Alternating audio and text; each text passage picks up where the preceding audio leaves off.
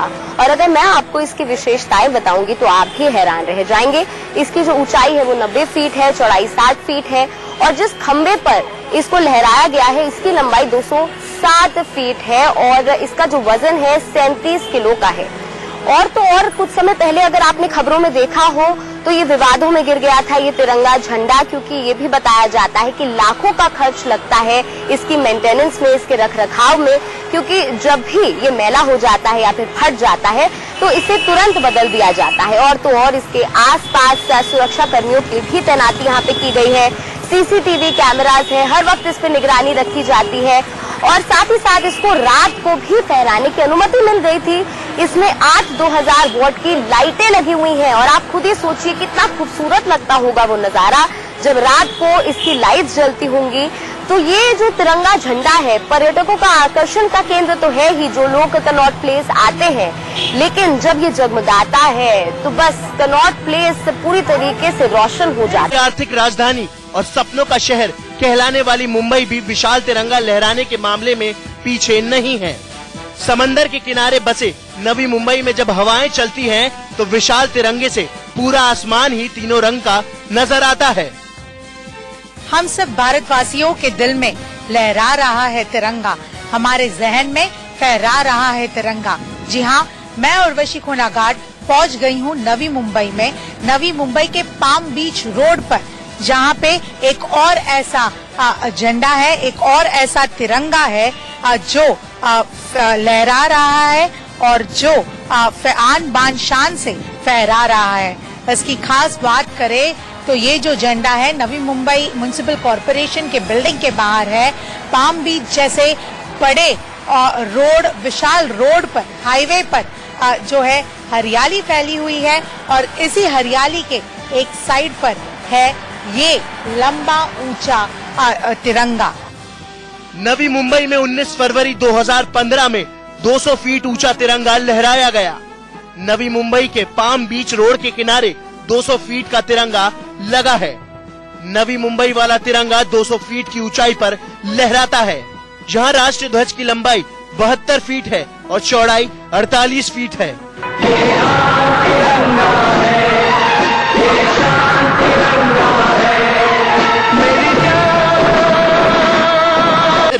रंग ही नहीं बल्कि बहुत मेहनत भी लगती है। आज हम आपको लेकर चलते हैं तिरंगे की फैक्ट्री में। जी हाँ, तिरंगे की एकमात्र आधिकारिक फैक्ट्री, जहां बनने वाले राष्ट्रीय ध्वज लाल किले से लेकर पूरे देश में पहुंच जाते हैं। आपको ये देखकर अच्छा लगेगा कि जश्न आजादी पर पूरे देश को तिरंगमयी बनाने वाले लोग कौन हैं। देश में राष्ट्रीय ध्वज बनाने वाली फैक्ट्री कर्नाटक के हुबली में है। कर्नाटक खादी ग्राम उद्योग संयुक्त संघ हुबली शहर के बंगेरी इलाके में है। सिर्फ कर्नाटक खाद्य ग्राम उद्योग संयुक्त संघ के पास तिरंगा बनाने का लाइसेंस है। ये इकलौता authorised national flag manufacturing unit है। ये इकलौता authorised national flag manufacturing unit है। दिल्ली का रेड फोर्ट हो या कोई ग्राम पंचायत ऑफिस और स्कूल, इन सभी बिल्डिंगों पर जो झंडा आप देखते हैं वो पूरे देश में सिर्फ एक ही जगह मैन्युफैक्चर होता है, वो है कर्नाटक के हुबली में। कर्नाटका खादी ग्राम उद्योग संयुक्त संघ सिर्फ यही संस्था को फ्लैग मैन्युफैक्चर करने की सर्टिफिकेशन दिया गया है और इधर से फ्लैग अक्रॉस द कंट्री जाता है, इंस्टीट्यूशंस को जाता है, गवर्नमेंट ऑफिसेस को जाता है। कर्नाटक खाद्य ग्राम उद्योग संयुक्त संघ की स्थापना नवंबर 1957 में हुई थी। देश में आधिकारिक तौर पर यहाँ के बना तिरंगा इस्तेमाल होता है। विदेश में मौजूद भारतीय दूतावासों के लिए भी तिरंगा यहीं बनता है। हमारा इधर नेशनल फ्लैग रेडी होता है, इधर से हमारा इंडिया का सब स्टेट से ऑर्डर आता है, सब जगह भेज देते हैं। और खादी भवन रहता है, दिल्ली भवन और बॉम्बे भवन है, कोलकाता में है, सब स्टेट में KVIC का भवन है, उधर भी जाता है। और खादी इंस्टीट्यूशंस रहता है ना, उधर से ही ऑर्डर आता है, उधर भी भेज देंगे। ऑर्डर और कुरियर के जरिए कोई भी तिरंगा खरीद सकता है। बागलकोट यूनिट में हाई क्वालिटी कच्चे कपास से धागा बनता है। हाथ से मशीनों और चरखे के जरिए धागा तैयार होता है।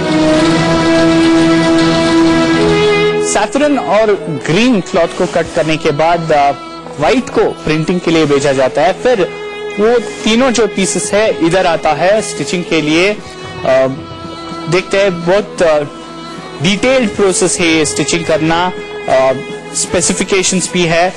हम ये तीनों पीसेस इधर आने के बाद क्या प्रोसेस है स्टिचिंग में?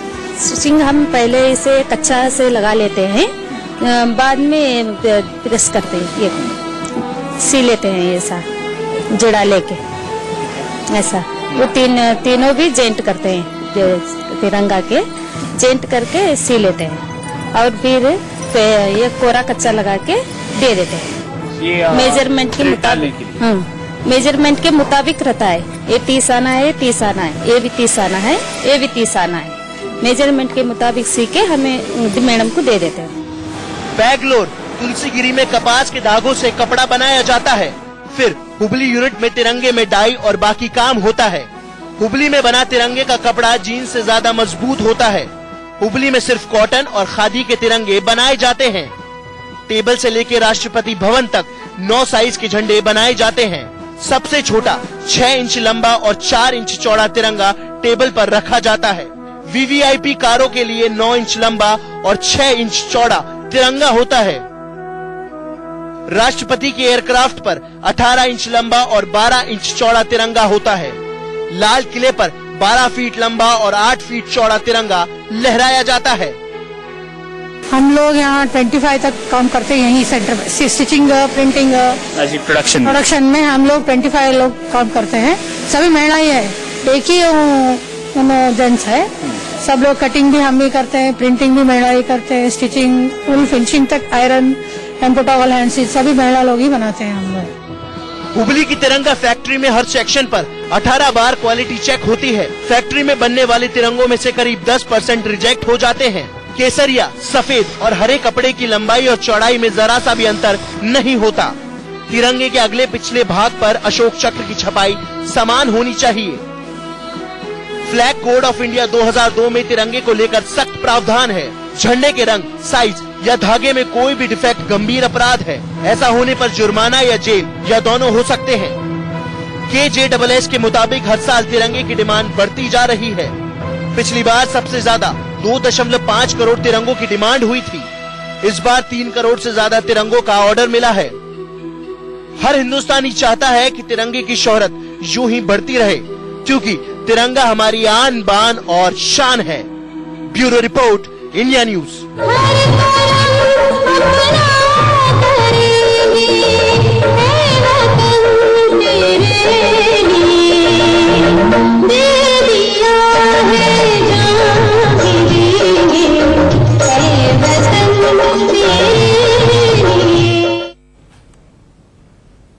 और यहाँ वक्त एक छोटे से ब्रेक का है। जेल लॉटरी है, बने रहिए इंडिया न्यूज के साथ।